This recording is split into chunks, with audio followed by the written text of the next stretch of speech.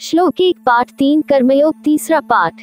ज्ञानयोग और कर्मयोग के अनुसार अनासक्त भाव से नियत कर्म करने की श्रेष्ठता का निरूपण। अर्जुन उवाच जायसी चेत्कर्मणस्ते मता बुद्धिर्जनार्दन तत्की कर्मणि घोरे मा नियोजयसी केशव।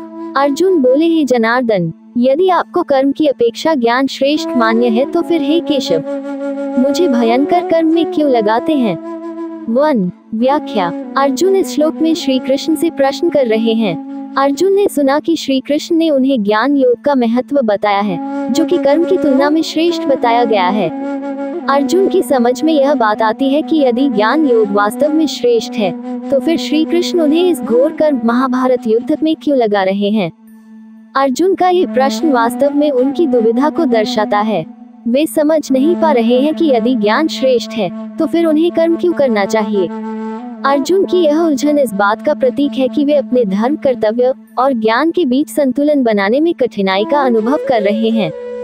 श्री कृष्ण केशव और जनार्दन जैसे नामों से पुकारे जाते हैं, जो ये दर्शाता है कि वे सृष्टि के पालनकर्ता और विनाशक हैं। अर्जुन उनसे ये जानना चाहते हैं कि वे उन्हें कर्म में क्यों लगा रहे हैं, जबकि ज्ञान श्रेष्ठ बताया गया है। अर्जुन की यह जिज्ञासा इस अध्याय के आरंभ में ही उनके मानसिक द्वंद्व को प्रकट करती है, जो आगे चलकर श्री कृष्ण के उपदेशों से हल होता है।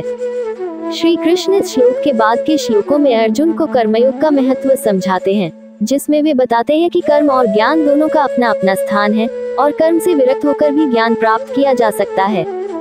सारांश में ये श्लोक अर्जुन की दुविधा को प्रकट करता है और यह प्रश्न उठाता है कि जब ज्ञान श्रेष्ठ है तो फिर कर्म क्यों करना चाहिए।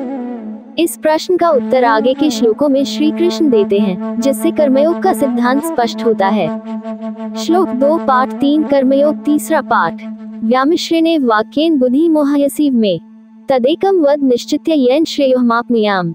आप मिले हुए से वचनों से मेरी बुद्धि को मानो मोहित कर रहे हैं, इसलिए उस एक बात को निश्चित करके कहिए जिससे मैं कल्याण को प्राप्त हो जाऊं।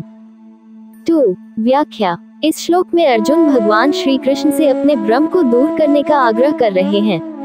अर्जुन कह रहे हैं कि हे कृष्ण, आप मेरे समक्ष जो बातें प्रस्तुत कर रहे हैं, वे मुझे मिश्रित और विरोधाभासी प्रतीत हो रही हैं। ऐसा लगता है कि आपकी वाणी ने मेरी बुद्धि को भ्रमित कर दिया है।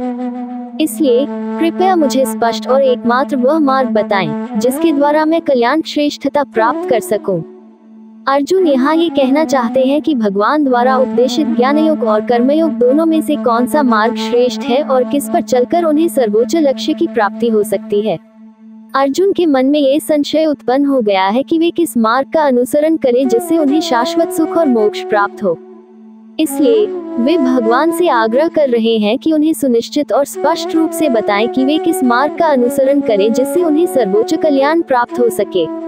अर्जुन के इस प्रश्न के माध्यम से श्री कृष्ण आगे कर्मयोग की महिमा और उसके महत्व को समझाते हैं।